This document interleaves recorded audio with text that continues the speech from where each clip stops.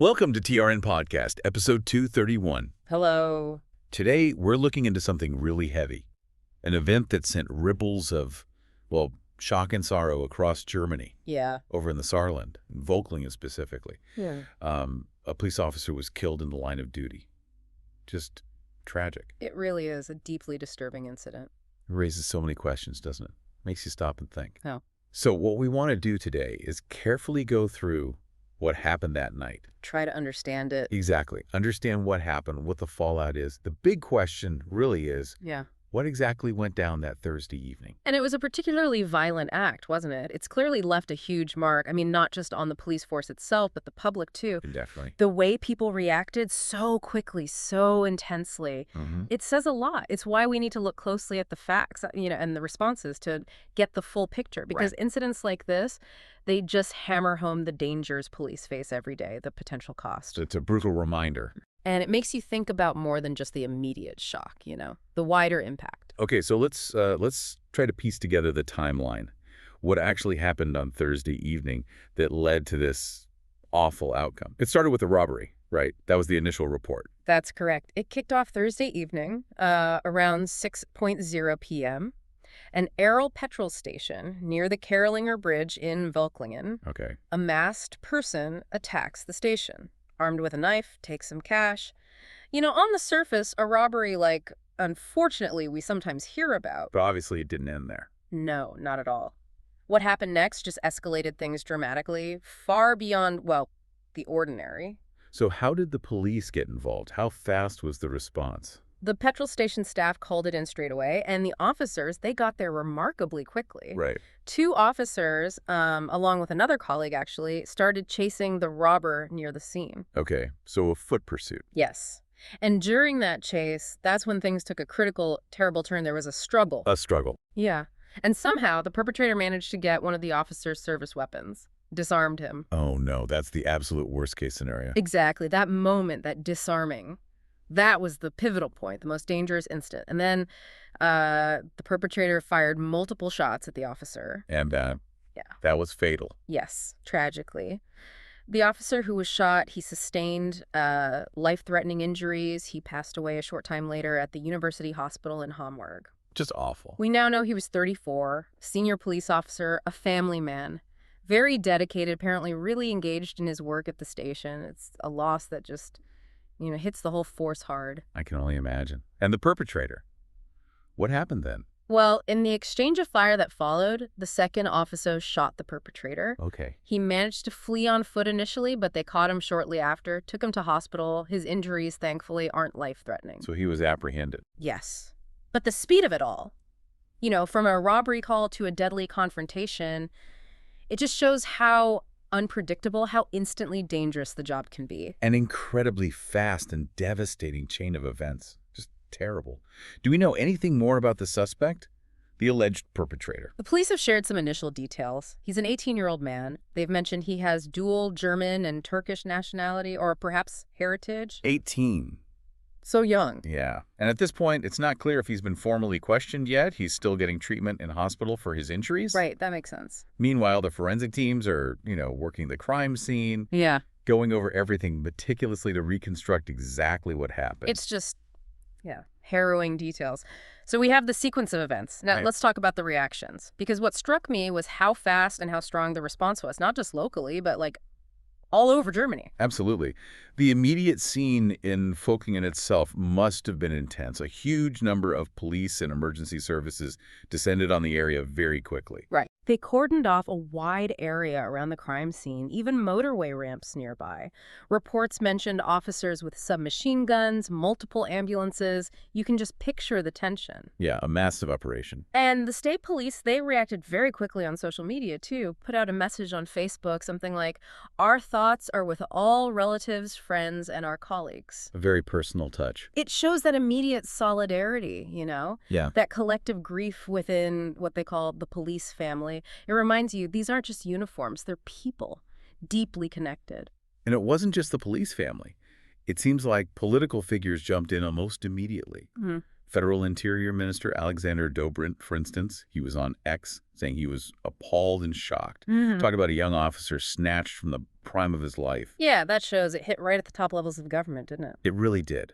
But what does that kind of immediate high-level political reaction actually signal, do you think, beyond just the words? Well, I think it signals a few things. Firstly, it really underlines how serious an attack on a state servant, especially a police officer, is taken.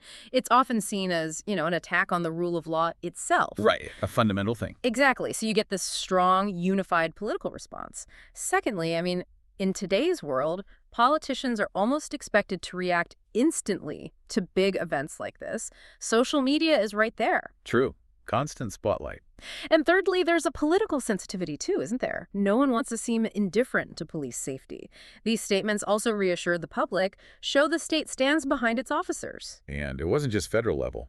Saarland's own interior minister, Reinhold Jost, SPD, he went straight to the Völklingen police station that same evening. That's quite a gesture. Yeah. He promised support for the family and the police family, and also announced a thorough review of the operation. He called it one of the darkest days for the Saarland police and the Saarland as a whole. That's strong language. It really is. His being there immediately, that's important. It's leadership, solidarity. Shows the political leaders aren't detached. For the officers, seeing their minister there, it can mean a lot. And the thorough review, is that just standard procedure or? It's crucial. It's not just jargon. It means they'll look at everything, the call, the chase, the confrontation itself. This kind of review is vital, not just for accountability, but for learning. Learning lessons, potentially. Exactly. Could lead to changes in training, maybe equipment, protocols, anything to make officers safer in similar situations in the future. It's about trying to find something constructive, however painful, from the tragedy. Saarland's minister-president, Anke Rehlinger, also SPD, she spoke out too, wrote something like, probably no one can imagine the suffering of the bereaved. Just pure empathy there. Yeah. And we saw others too, SPD faction leader Ulrich Kommerson, CDU state chief Stefan Toscani, all expressing shock and grief. The mayor of Völklingen, Stefan Tautz, thanked the emergency services. How important is it, do you think, to have that kind of cross-party agreement in moments like this? Oh, it's incredibly important. When something this tragic happens, seeing leaders from across the political spectrum united sends a really powerful message. Unity and grief. Yeah, exactly. It tells the public, and especially the police force and the victim's family, that this isn't about politics. It's about shared loss, shared values around safety and justice. It helps bring the community together, stops the tragedy becoming divisive, reinforces that protecting public servants is something everyone agrees on.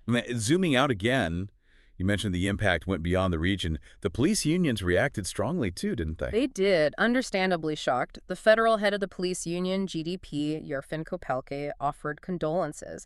And Manuel Osterman, the vice chair of the federal police union, his words on X were really striking. What did he say? Something like, "The world stands still. I am infinitely sad and speechless. Rest in peace, my colleague." Just raw personal grief. Wow, that really hits home, doesn't it? Yeah. The solidarity. It does. It's a hallmark of policing, that thin blue line idea. When one officer falls, it's felt by all of them, everywhere. Osterman's words capture that personal connection, that shared understanding of the risks they face together. It's a collective trauma, really. So all these reactions together, they paint a picture of an event that's much more than just a local crime story. It's something that touched the whole society. Absolutely. And Ulrich Maurer, who chairs the Conference of Interior Ministers, he pointed that out too, highlighted the daily dangers officers face for our safety. Right. And he stressed that their courage deserves our respect and support, which is, I think, a key message for all of us. We often take our safety for granted, don't we? We do. And we forget the real cost for those who provide it. The authorities also announced a press conference for later that day, which shows they understood the need for transparency given the public interest. Yeah, clarity is definitely needed. Yeah. So thinking about the wider meaning, what does this all mean for us as a society and for the people out there protecting us?